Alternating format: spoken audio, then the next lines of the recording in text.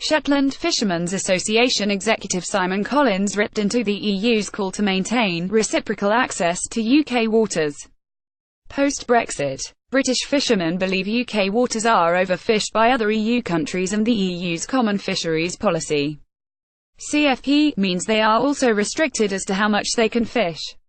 The strict EU regulations mean that some British fishermen are forced to throw fish back into the sea. Speaking exclusively to Express.co.uk, Mr. Collins warned the situation within the CFP is intolerable, and will stop after Brexit, whether the EU like it or not. GettyBrexit News. Fisherman says EU's Brexit demands are absurd. That's nonsense. We shouldn't stand for it. And we are not going to, he said. It is completely bonkers. I mean, could you imagine a situation where we had the same demand from the EU with oil and gas, for example, or our farmland, that 2/3 of it should be reserved to them in perpetuity? I mean, that's nonsense.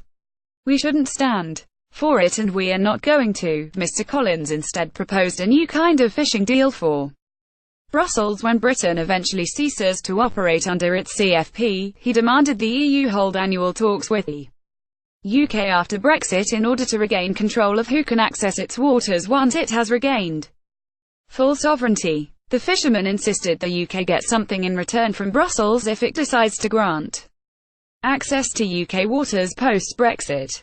David Davis secured a deal for the United Kingdom's fishing fleet in which the European Union remains in control of Britain's fishing waters until the end of 2020. Fishing for Leave founder Aaron Brown warned the deal on fishing during the transition is not acceptable and UK fishermen are going to be sold out in Brexit talks.